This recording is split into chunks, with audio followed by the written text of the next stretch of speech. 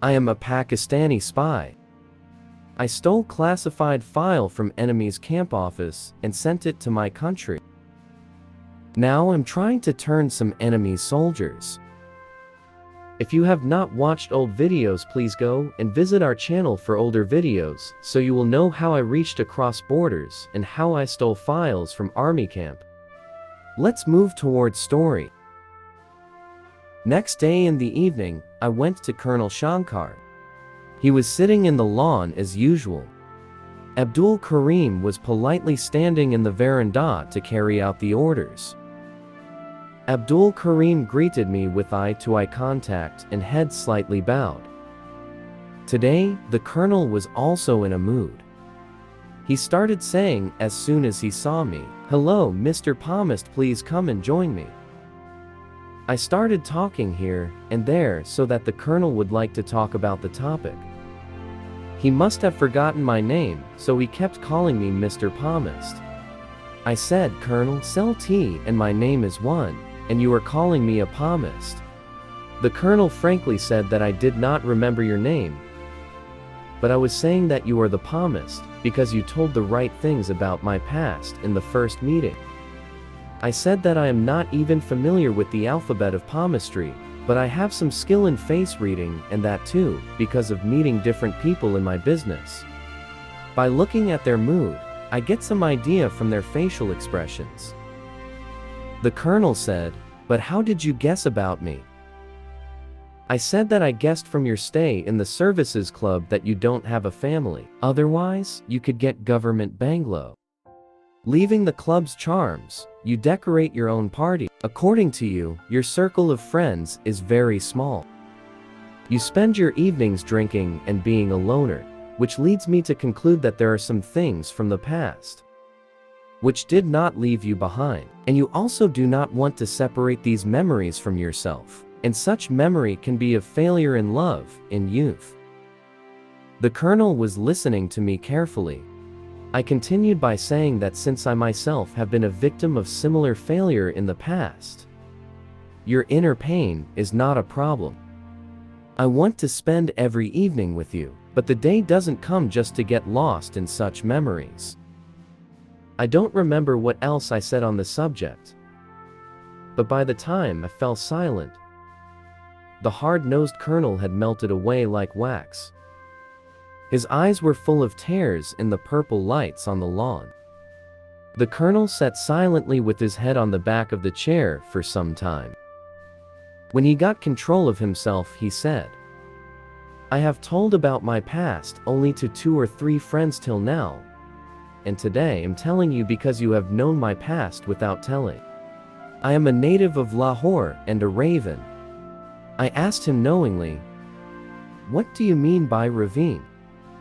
Although I myself have been a student of government college, Lahore near district Kachari, it was considered the best college in the subcontinent earlier, and its students, calling himself Raven. The colonel told me that in college, he fell in love with a Christian girl named Sheila Bignett. She was his classmate, and it was not a one-sided love, but the flame was kindled equally on both sides. He was among the outstanding students of the college, and was the captain of the college team in parakeet. He had decided to take the ICS Indian Civil Service exam after graduation. Is this what you want now? Both had given the BA exam together. Both were on the road to their house. His father was employed in Punjab Govt.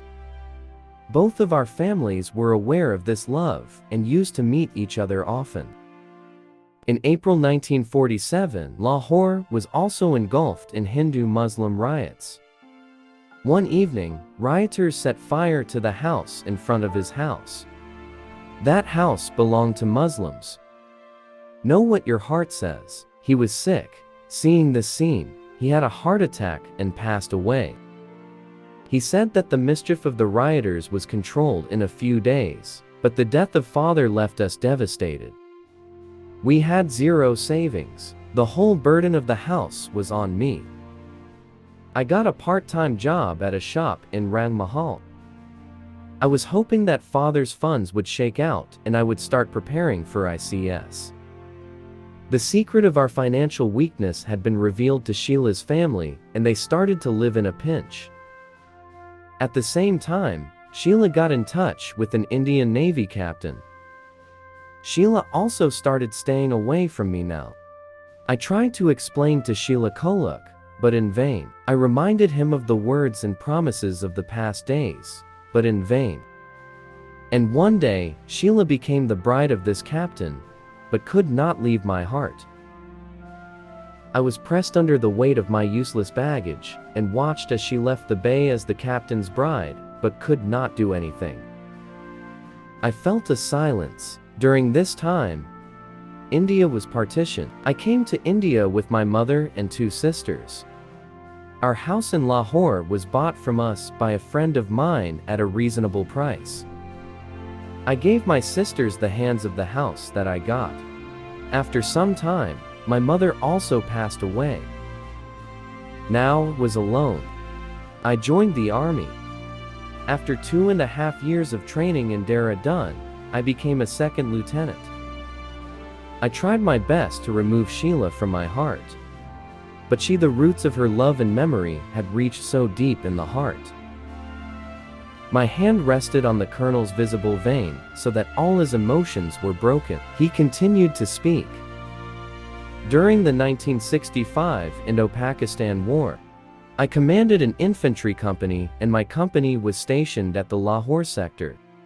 My Reiki men told me that they had seen the location of a large Pakistani cannon, the Rani or Shirni, which can throw a 250-pound projectile to 22 miles. If I wanted, I could tell my artillery to destroy this cannon, but I could not tell the deputy artillery. Although our communication link was cut off with our artillery, there were other means of conveying messages to them. It was probably because of my love for Lahore and Sheila living in Lahore that I could not fulfill my duty. In return for which I have office affairs was put on. I am not married. After my office hours I spend most of my time in solitude and drinking. Colonel Shankar spoke about many more things, from which I inferred that the colonel was also disgusted with the Indian Army, and imperceptibly because of his personal reasons, was not as anti-Pakistan as other Indian soldiers. At around 12 o'clock in the night, our meeting was dismissed, and I disagreed about Colonel Shankar, returned to my hotel in a rush of thoughts.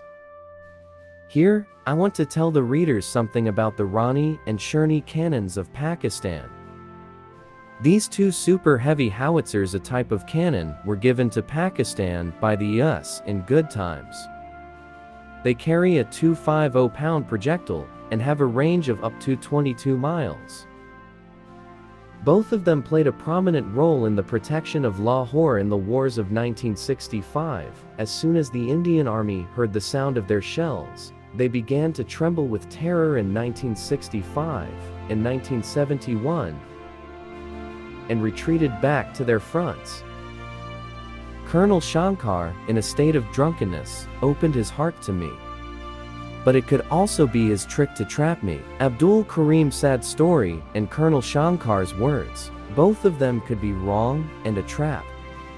In these circumstances, I had to take every step with my breath. I began to analyze every phrase and every word of what both of them said, and finally decided not to take any action until my colleagues returned from Lucknow and confirmed Abdul Karim's statement. As we were not briefed in Pakistan about the Tarapur nuclear power plant, and this mission was of a very important nature, I decided to gather information from all possible sources. I had already taken the books related to nuclear energy and started studying them. I had done. Now I wanted to know about the security system there. Readers can understand the state of mind, not only of me, but also of my colleagues. Being a Hindu in a hostile country and sensitive to its defensive nature and the fear of getting classified information and being caught all the time had put a severe mental pressure on us. The smile disappeared from our faces, and our sisterly laughter had become completely artificial. We used to wake up often in our sleep at night.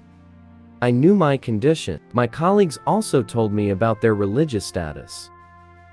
During training in Pakistan, in case of such a situation, it was instructed to use a sedative to reduce Chinese tension.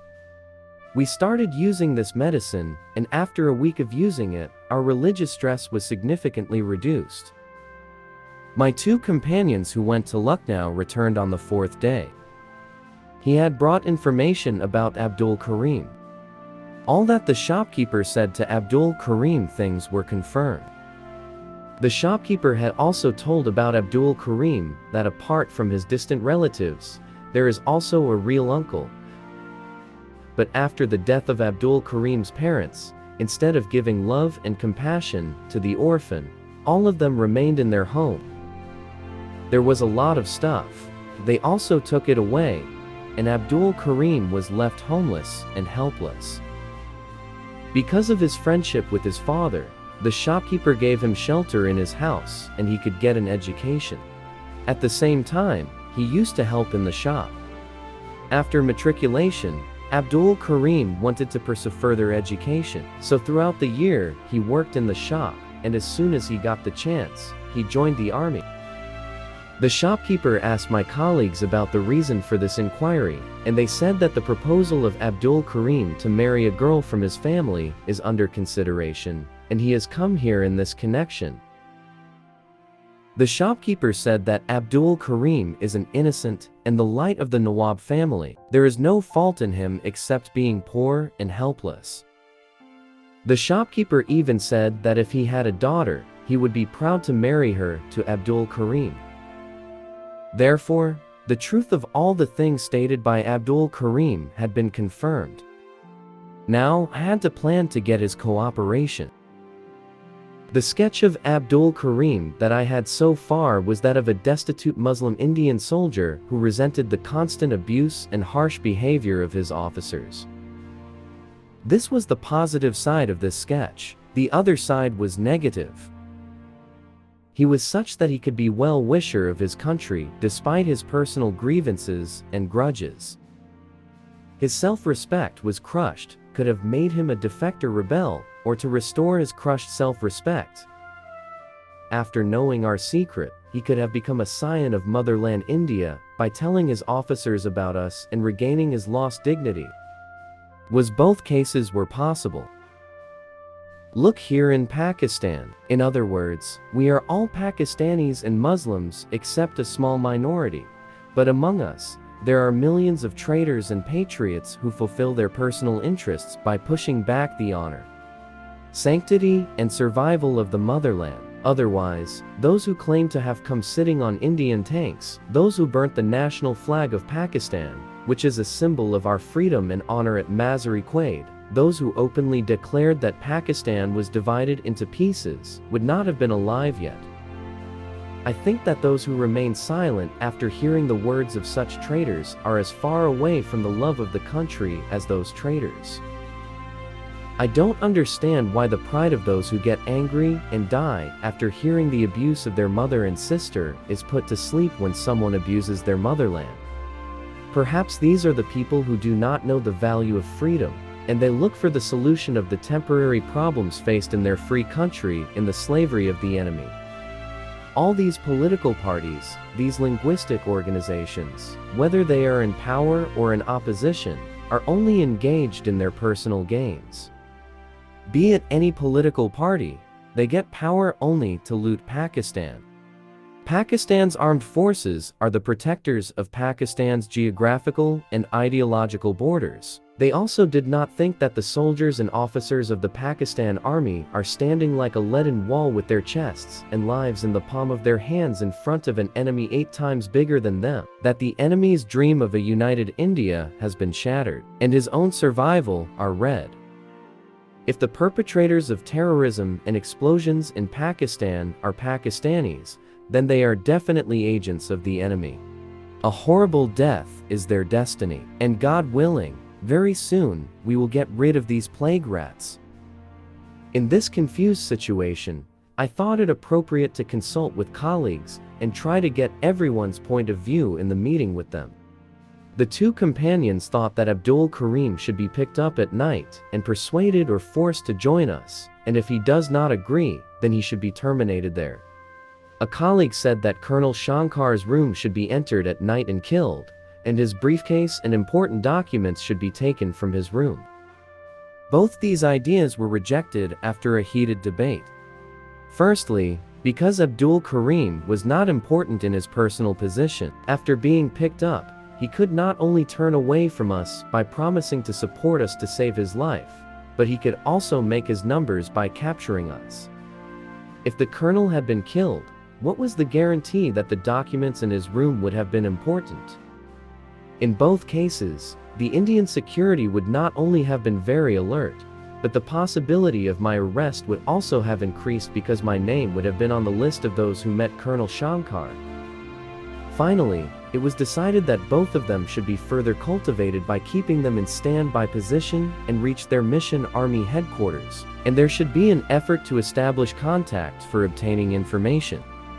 We decided to give our full attention to Headquarters Superintendent Yashwant and these two Christian sweepers. The very next day, along with one of my colleagues on leave, we reached the bus stop near the headquarters.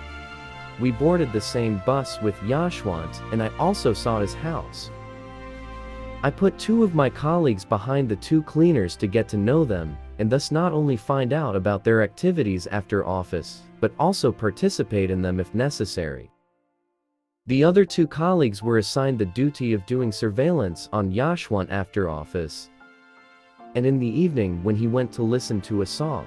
One of them followed him to mark the upper room where he was, and another colleague came to tell me in a restaurant at the beginning of Chari Bazaar in the area where I will wait for them every day at 7 p.m. Thank you so much for watching our video. This is real story of Pakistani spy Abu Shuja Abu Wakar, the man who served in India as a spy agent in the cover of Open Tea Trader. If you have no subscribed, then subscribe our channel now and press the bell icon so you never miss any update of this story. If you liked the video, please give it a like, comment below to let us know your opinion. We will meet you again with another episode. Till then, have a good care of yourself.